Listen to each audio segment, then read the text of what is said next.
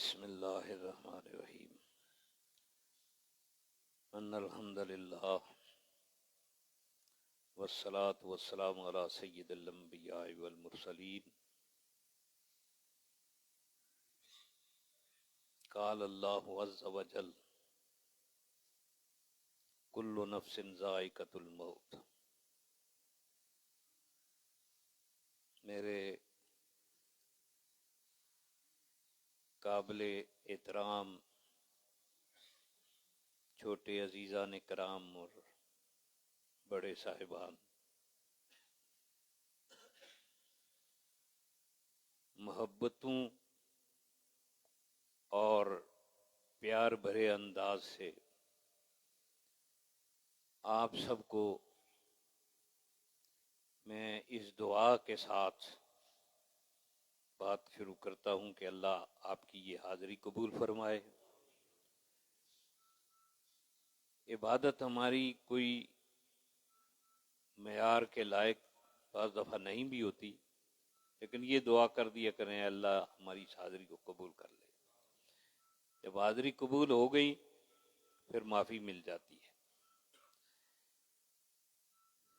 میرے بہت ہی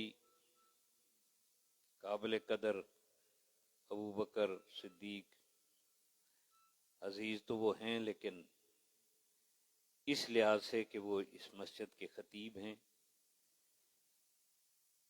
ایک خطیب کی یہ شان ہوتی ہے کہ اس کا باپ بھی اس کا شاگرد ہوتا ہے اور اس کا استاد بھی اس کا شاگرد ہوتا ہے۔ یہ کسی اور جگہ نہیں ہے، یہ صرف خطیب کی شان ہے۔ اور پھر قاری شفیق صاحب جنہوں نے نماز پڑھائی، یہ بھی میرے بہت ہی محترم اور پیارے ساتھی ہیں۔ احتشام صاحب بیٹھے ہیں، ان کے ایک ساتھی ہم سب کے ساتھی علی کلینک کے مالک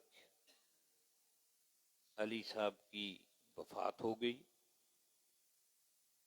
اور مجھے نہیں پتہ چلا، تو جب پتہ چلا تو میں چاہتا تھا کہ وہاں جا کر میں تھوڑی سی تعزیت کر لوں۔ یہ کبھی کبھی میرے پاس بھی جاتے تھے اور میں نے اس شخص کو سب گپ شپ کے باوجود وہ نماز کے اندر اس کو دیکھا، روزے کے اندر دیکھا۔ ایک تو بہت کثرت سے روزے رکھنے اور پھر نماز نوافل۔ تو میں ایک جگہ کاغان میں نے ان کو دیکھ کر پھر میں ان کے قریب گیا کہ آپ یہ کیا پڑھ رہے ہیں؟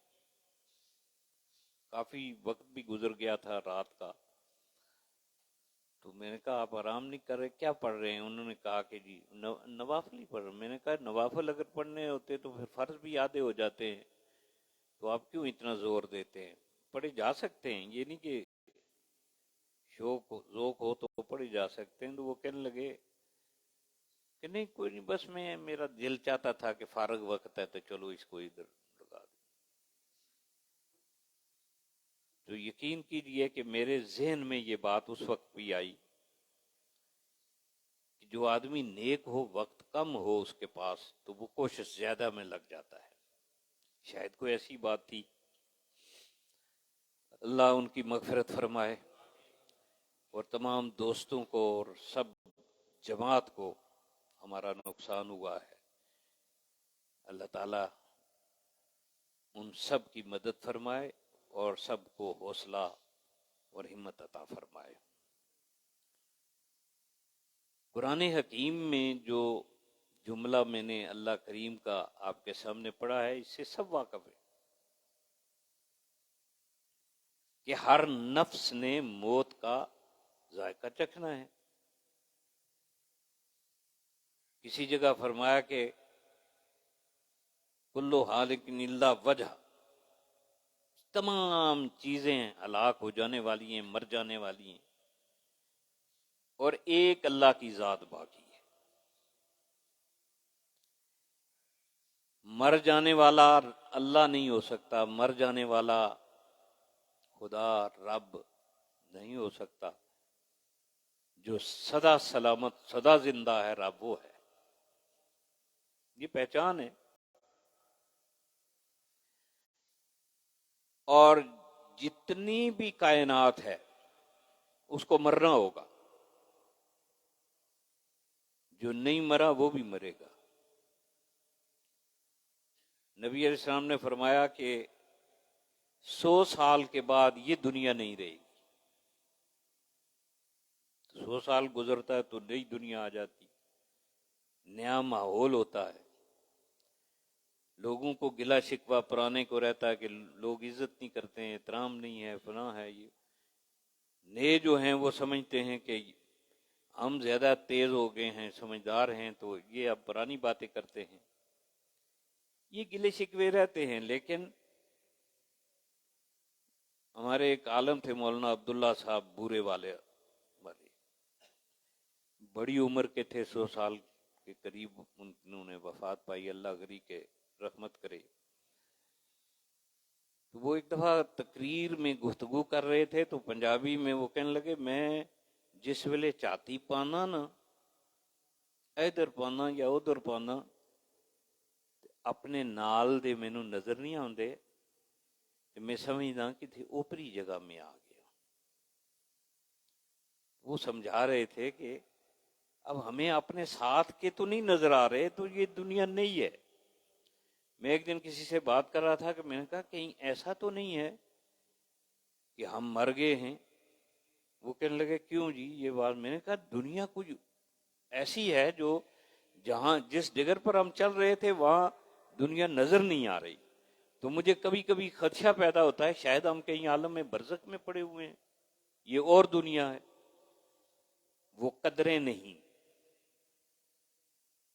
تعلیم بہت ہے, تادیب نہیں, تہذیب نہیں. اور اللہ پاک سب پر رحم فرمائے. یہ نبی علیہ الصلوۃ والسلام کی امت ہے, اس سب کے لیے دعا کرنی چاہیے اور کوشش کرنی چاہیے کہ ہم ٹھیک ہوں. یہ جو زندگی اور موت ہے نا, اللہ تعالی نے فرمایا الذی خلق الموت والحیات لیبلوکم ایکم احسن عملا. اللہ وہ ذات ہے جس نے پیدا کیا موت کو اور حیات کو. اب حالانکہ حیات پہلے ہے, موت بعد میں ہے, لیکن ذکر یہاں یہ ہے کہ موت کو اور حیات کو. موت پہلے ذکر کی, تو اصل میں یہاں سے یہ بات سمجھنی چاہیے کہ زندگی کوئی چیز ہی نہیں ہے یہ. اس لیے موت جو اصل ہے, یعنی جب ہم موت کی طرف جائیں گے, زندگی یہاں سے شروع ہوتی ہے. یہ جس کو ہم نے زندگی بنا رکھا ہے یہ مردوں کی طرح ہے کہ اس میں بڑی خرابیاں پیدا کر دیتے ہیں. وقت ایسا نہیں ہے کہ میں آپ کو اس کو کھول کے آپ کے سامنے رکھوں, لیکن میرے دوستو, ہر نفس کے پیچھے موت پہرا دے رہی ہے. یعنی موت پہرا دے رہی ہے کہ کب میں اس کو اپنے شکنجے میں لوں. تو ہمیں تو اس کا خوف کرنا چاہیے. یہ فطرتی چیز ہے کہ موت کا خوف مالک نے ہم سے ذرا اٹھا رکھا ہے. بات کرتے ہیں لیکن اس طریقے سے خوف دل کے اندر اگر سما جائے تو ایک کام بھی ہم نہ کر سکیں. تو یہ جو موت ہے یہ اصل ہے.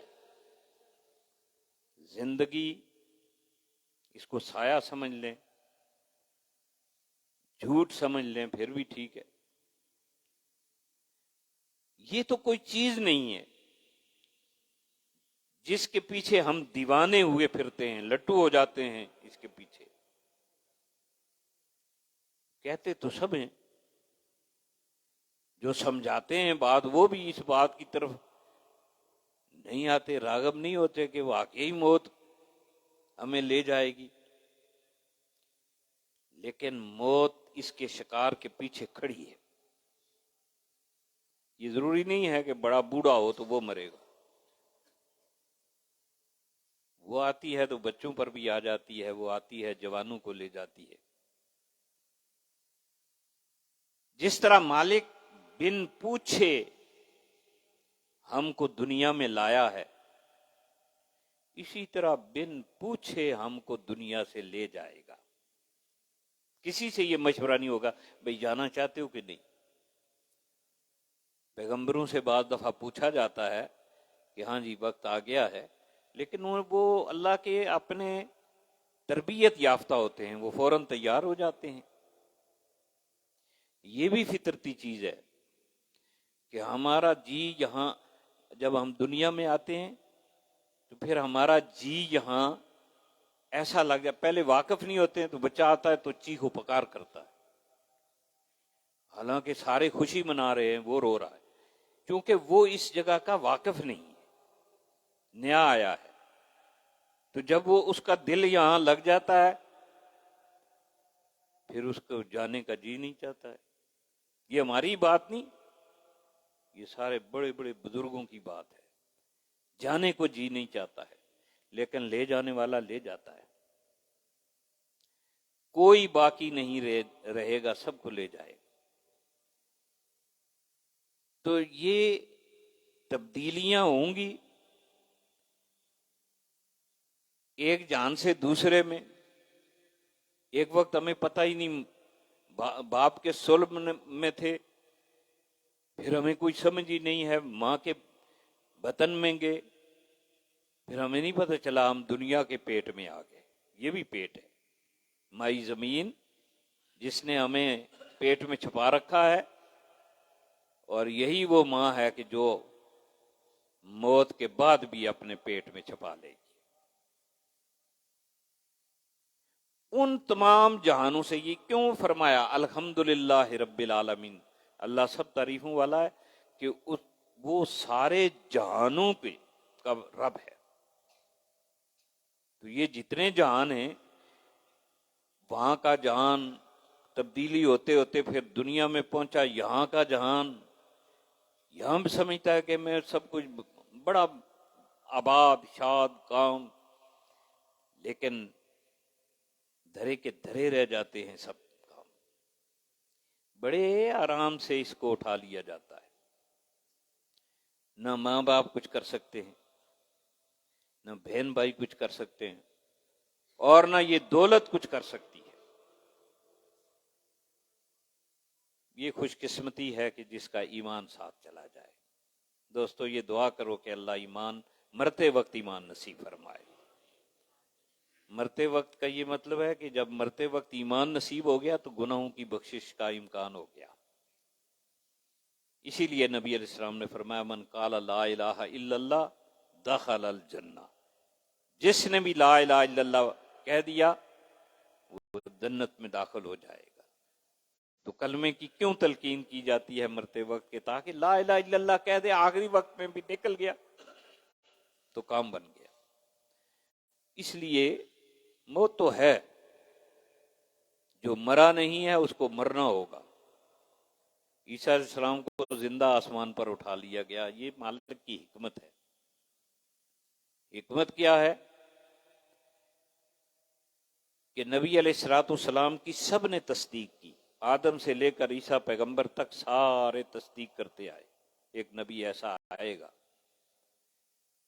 عیسیٰ علیہ السلام کو اوپر اٹھا لیا، ان کو موت نہیں آئی، اور ان کو دوبارہ دنیا میں آنا ہوگا، اور جب وہ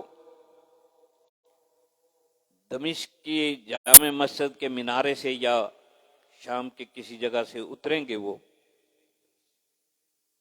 تو عصر کی نماز کا وقت ہوگا۔ ایسی کیفیت میں امام اس وقت کا وہاں نماز پڑھانا چاہ رہا ہوگا تو عیسیٰ علیہ السلام تشریف لے آئیں گے۔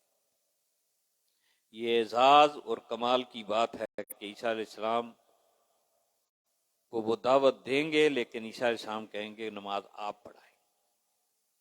اب میں نے لا الہ الا اللہ عیسیٰ روح اللہ نہیں پڑھانا، اب میں نے خود بھی یہی پڑھنا ہے، لا الہ الا اللہ محمد الرسول اللہ۔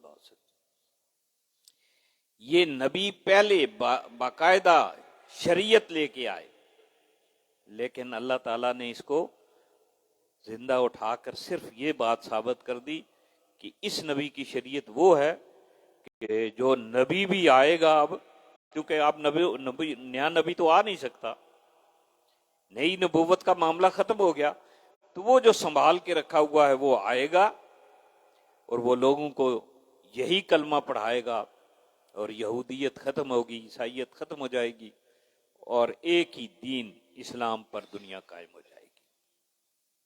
تو میرے دوستو، باتیں تو کرنے کو جی چاہتا ہے، جب آدمی آگے بیٹھے ہوں تو پھر تو ہر کسی کو جی چاہتا ہے، مجھے بھی چاہتا ہے، لیکن آپ کی میری ملاقات اس سبب سے ہوئی، علی کی موت کے سبب سے ہوئی۔